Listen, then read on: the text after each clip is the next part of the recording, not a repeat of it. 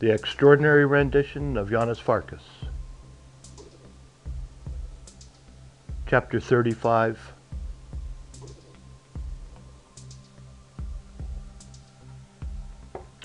His new grave was small and tight, not quite high enough to stand up in, not quite long enough to stretch out.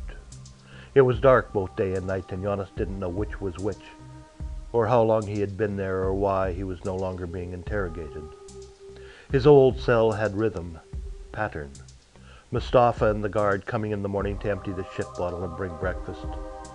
Then the interrogation, and then the long wait until the pattern repeated itself the next day. Here there was no pattern, no human contact. His meal would be slid under the door when he slid his old plate out. There seemed to be no time, no schedule, when he could anticipate this. It was random. Only the food never varied. Each meal was the same. A hole in the back of the cell replaced the shit bottle, so even that bit of interaction was gone. They say eyes can see in the dark, but eyes can only see if there is some light, however dim. And when there is total darkness, it is the ears that must do the seeing. Janos's ears saw the footsteps approaching, and he felt for his dinner plate and waited for the small slit in the bottom of the door to catch the light the guard would bring. He slid the plate out, waiting for the next to be pushed in. It was small, but it was the one bit of anticipation he looked forward to. The momentary bit of light that let him see what was on the plate, even though it was all the same foul mess. And when the light went out, his mind changed the picture into a fanciful meal, and with his fingers he would scoop into his mouth the finest foods he had ever eaten. This time, no plate was returned. His cell door opened and the full impact of the light was blinding. "You have a visitor," the guard said. "Follow me." "Who?" Janos asked. They made their way, one guard in front and one behind, along the small corridor. There was no light except for the torches the guards carried, but in their beams Janos caught the dull glint of two more tin plates on the floor. He was not alone down there. They came to a heavy steel door. The first guard rapped on it and the door swung open. Behind it was another guard. Janos's mind sucked all this in. Any clue, pattern, route that might help in an escape was as dear to him as life. The door had not been locked. Was that because the guards had just gone through it to get him?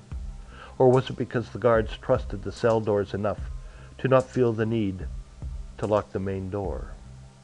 And the guard outside, there was only one.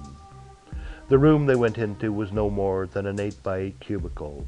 There was a single wooden chair for the guard and a small table that held what appeared to be a very old intercom, Soviet era. Across from the table was an elevator door. One button, which meant it only went up, not down. And Janos doubted that there was any more down there anyway. They got in the elevator, went up one floor, and exited onto familiar territory, the floor where his first cell was. He went in a direction that he knew, towards the shower room. The guard watched him strip and then gave him soap, the harsh lye and animal fat soap of the poor. He scrubbed as many lights as he could from his hair and then the dirt and filth from his body. The strong soap stung his interrogation cuts and bruises. His eyes were red from where it snuck past his eyelids, and he cupped the icy water in his hands to wash it away. When he had finished, the guard gave him a disposable razor, and making as much of a lather of the soap as he could, he scraped at his face. It was a miracle that he didn't cut or nick himself. The razor was not new. New, not laundered to look new, but new prison clothes were given to him. It was then that Janos realized that whoever this visitor was, it was someone out of the ordinary, someone they wanted to impress, someone who was not to know the dark secrets of far Philistin. Who? It was as though a prophet had parted the sea for him with a flood of light, the light of hope. It flowed through him. Who?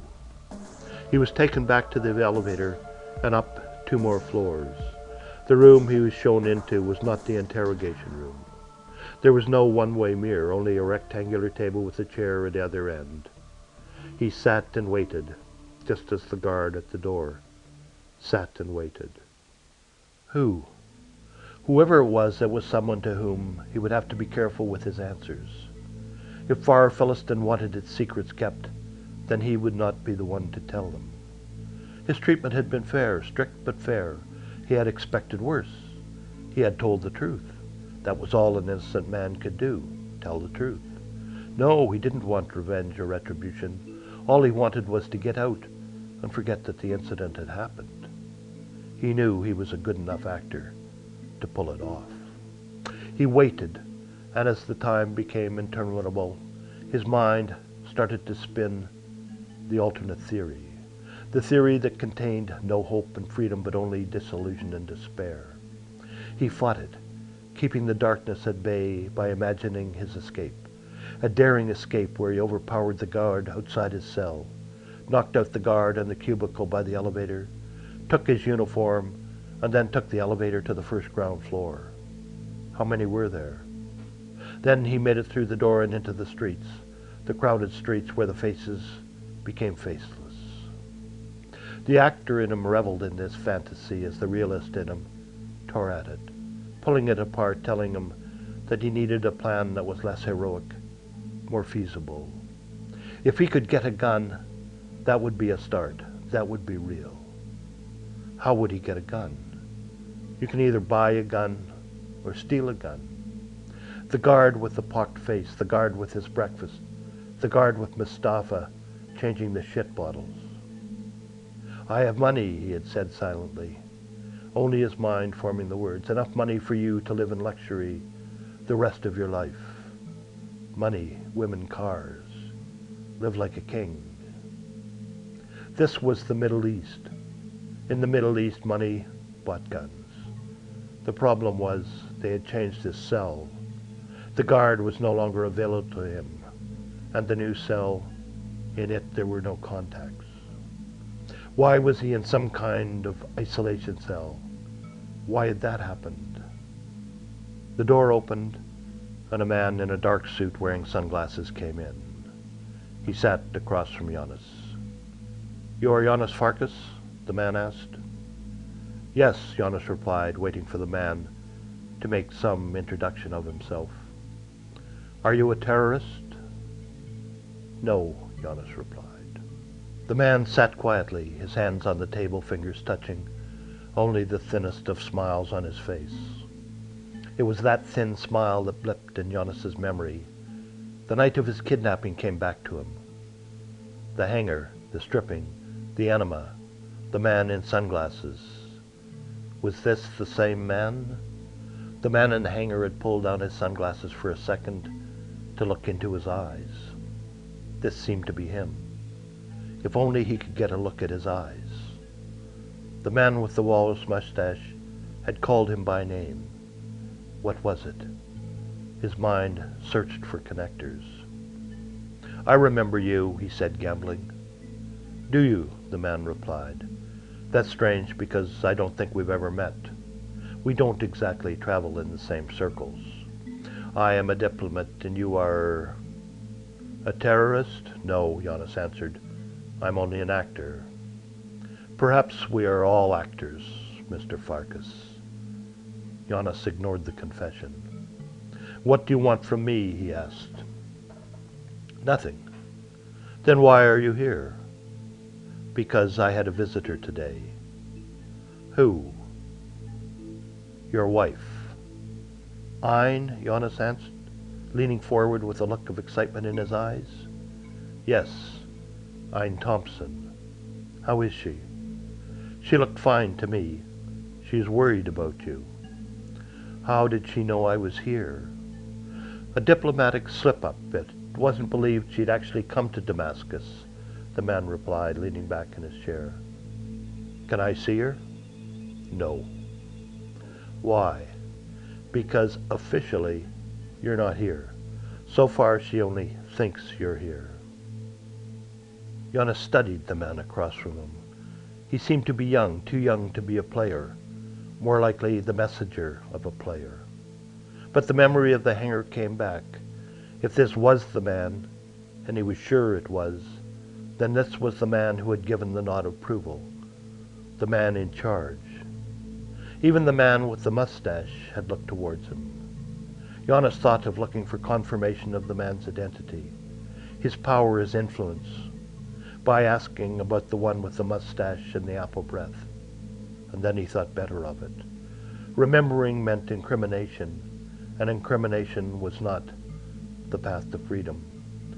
"I don't know how I got here or why I'm here," he said. "How are they treating you?" "I expected worse. At first I wasn't cooperative, and then..." He touched the bruises and cuts on his face. "But I had nothing to hide, and so I answered all their questions, and well, this stopped," he said, touching his face again. "You seem to have decent clothes."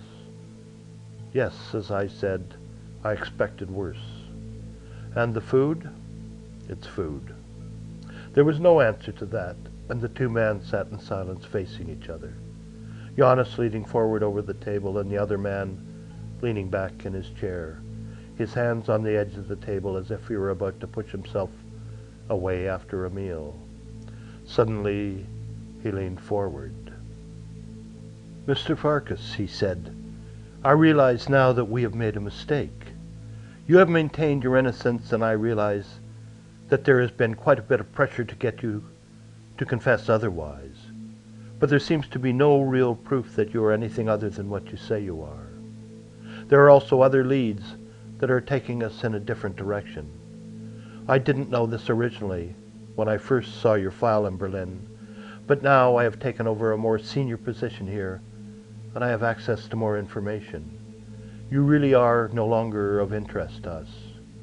There is a problem, however. If we just turn you out onto the streets, we might not like the stories you would tell." It was Jonas's turn to lean back in his chair, to put his hands on the edge of the table, as if he was about to push himself away. Eagerness was not the card to be played here. This all seemed too easy, too much like a trick. Was he being sucked in, lured, the lamb being led? "I have no interest in prolonging this, in reliving it when I get out," he said. "I know how easily I was brought here, and I suspect if I didn't cooperate, I would end up here again, or worse. I just want this over with, and the sooner the better." "I see," the man replied. Jonas looked at him in disbelief. What kind of answer was that? "I see." He leaned forward to try and get some information from the man's face, but his own reflection stared back at him from the sunglasses, and in his reflection he saw only his own face, and it was the face of desperation. "Help me," he said. "Please help me." "I'll see what I can do," the man said as he stood up. "But these things take time. It could only be a few days, but it's more likely to be a matter of months. Diplomatic channels move slowly here. I'll see what I can do. In the meantime, is there anything I can help you with?" "My wife?" "Yes. Of course, I can't officially tell her anything that would admit complicity, but I can imply that there is hope in the near future." "Anything else?" "My cell." "Yes?" "They've moved me to a small isolation cell. I can't stand up and I can't stretch out. There is no light at all. It is dark 24 hours a day." "I'm not sure I can do anything about that. All I want is my old cell back.